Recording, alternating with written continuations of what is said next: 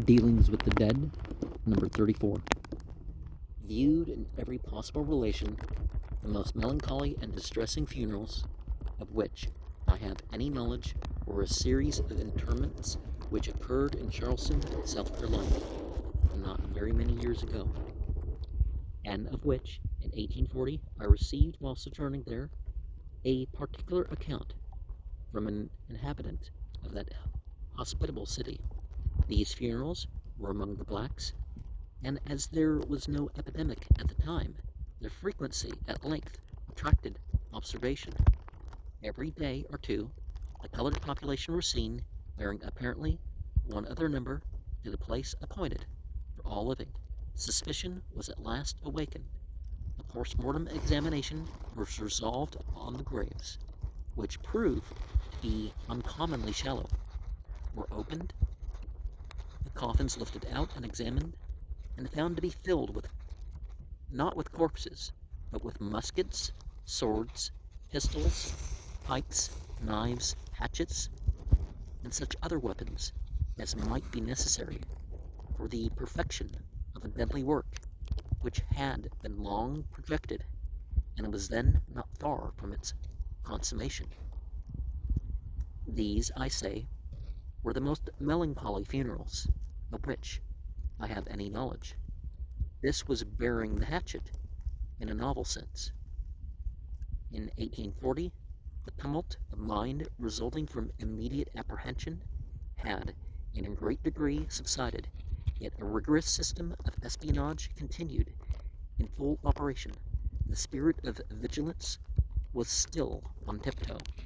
The arsenal was in excellent working order, and capable at any moment of turning its iron shower in every direction. The separate gathering of the blacks for religious worship had been, and still was, prohibited, for it was believed that the little tabernacle in which before this alarming discovery the colored people were in the habit of assembling had been used in some sort for the purpose of holding insurrectionary conclaves, perhaps for the purpose also of muttering prayers between their teeth to the bondsman's God, to give him strength to break his fetters. And so the African American Methodist Church and some other versions like that tended to be led by a white person for this reason, right? And it turned out also that some of the slaves were practicing Islam and some other non-Christian religions. It's like, well, is that what America was founded on? It's like, well, slaves didn't have that right. So, freeing the slaves was long in coming. At the time to which I refer, the slaves who attended religious services on the Sabbath, well, not the Sabbath, but Sunday, I'm sure, entered the same temples with their masters, who paid their vows on cushions, while many of the slaves worshipped, squatting in the aisles. At this time, slaves ex capitula were forbidden under penalty of imprisonment and the lash from being present at any conflagration. Under a like penalty, they were commanded to retire instantly upon the very first stroke of the curfew bell to their homes and cabins. At every quarter of an hour through the whole night, the cry of "All's well" was sent forth by the armed sentinel from the top of St. Michael's Tower. Such was the state of things in 1840 in the city of Charleston. Melancholy as were these funerals, the undertakers were quite as ingenious as those cunning Greeks who contrived the Trojan horse, divina pilatis arte. Melancholy and ominous funerals were they, for they were incidents of slavery. The curse colossal, that huge, unsightly cicatrice upon the very face of our heritage. Well, may we say the most favored nation of the earth, in Paul's proud words, "Would to God ye were not, only almost, but altogether, such as we are, saving these bonds." After taking a mental and moral coup dwell of these matters, I remember that I lay long upon my pillow, not consigning my southern friends and votively to the devil, but thanking God for that blessed suggestion which led good old Massachusetts and the other states of the North to abolish slavery within their own domains. Well, at its peak, New York had twice the slaves of Georgia, which was the most slave-owning state. And they also led in the killing of blacks after the war, and they led to the imprisonment of people after the war. So, you know. But regardless, these are past generations. This isn't the current generation, so it's not, you know, I'm better than you because I'm a northerner or southerner. It doesn't work that way anymore, right? Slavery is a curse. Well, used right, I would disagree, but the Western way of slavery, yeah. Not only to the long-suffering slave, but to the mortified master. This chivalry of the South, what is it? Every man of the South, or the North, who comes to the blessed conclusion that while others own jackasses, horses, and horned cattle, he actually owns men. What a thought. Will soon become filled with this very chivalry. You know, chivalry is it's the ways of the service nobility.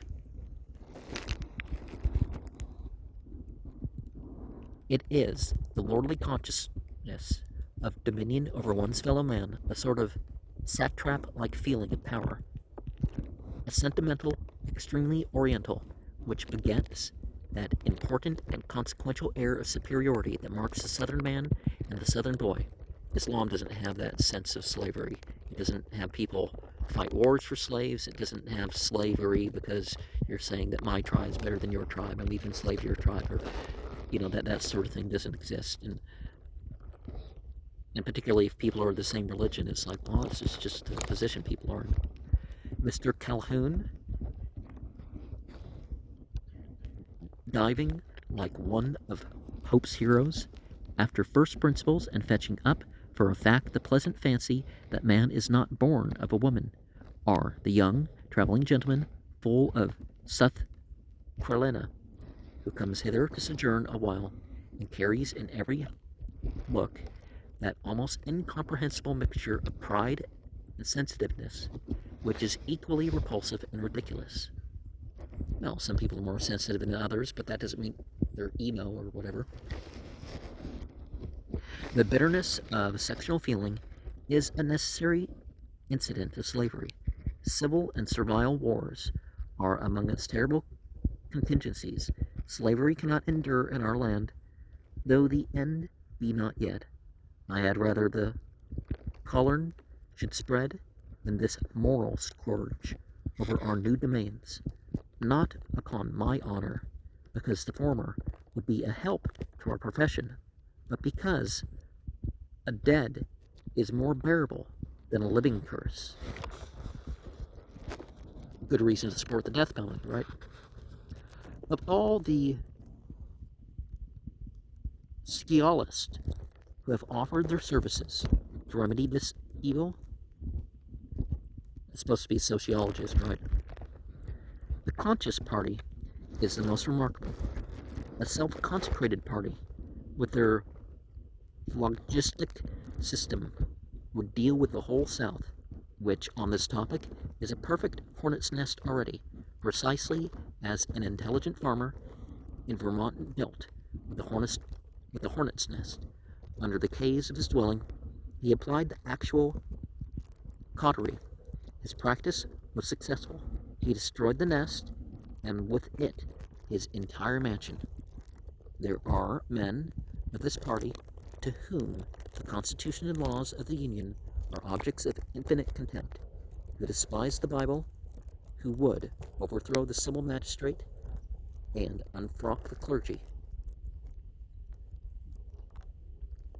Well, now that people can read the Bible all the time, there's issue and actually say something about it.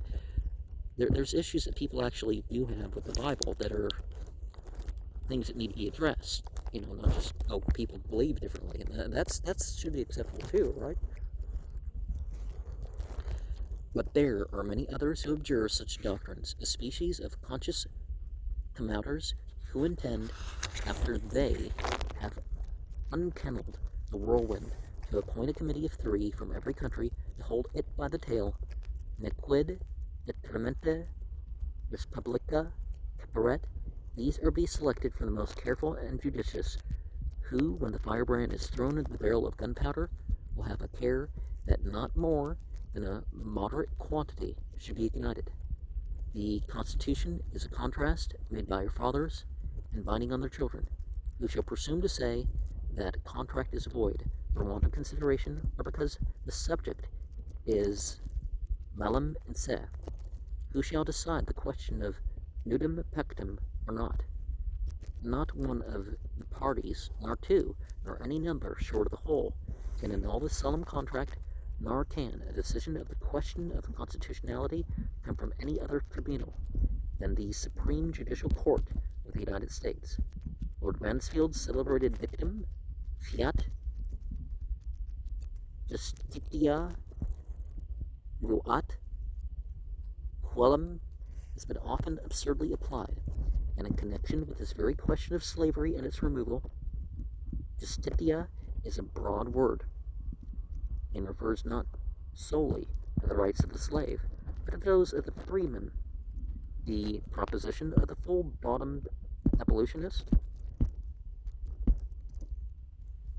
immediately emancipation or dissolution of the Union, and civil and servile war to boot, if it must be so, is fit to be taught only to the tenants of a madhouse.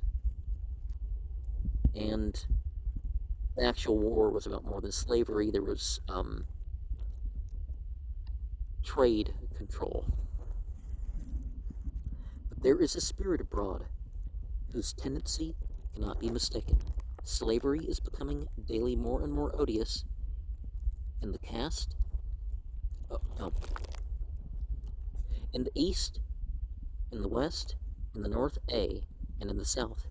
Individually, many slaveholders are becoming less attached to their property. There may be too much even of this good thing. Well, slavery probably would have stopped earlier if they were just to the slaves and had to feed them and clothe them like unto what they did. And that's one of the rules in the Islamic rules, that the slaves are fed and clothed like the slave masters. Slavery would continue longer in the present slave states if it were extended to the new territories, where it would be rendered more bearable in the former by the power of sloughing off the redundancy on profitable terms. Well, developing new land obviously has got to be more of an issue, right? The spirit of emancipation is striding over the mainland, walking upon the waters and planting its foot. Upon one dark island after another, let us hope. Better to do that than mischief. Let us rejoice that, as the Scotch say, there is a God, Abuna. Better to do that than spit upon our Bibles and scoff at law and order. Okay, well, if that's the intention about defiling the Bible, then I would agree, blasphemy is not really serving you. It is always better to stand still than to move rudely and rashly in the dark. Such was the decided opinion of my old friend and fellow sexton, Grossman, when he fell headfirst into an unclosed tomb and broke his enormous nose. And another way that Islam differs is there's not the generational slavery.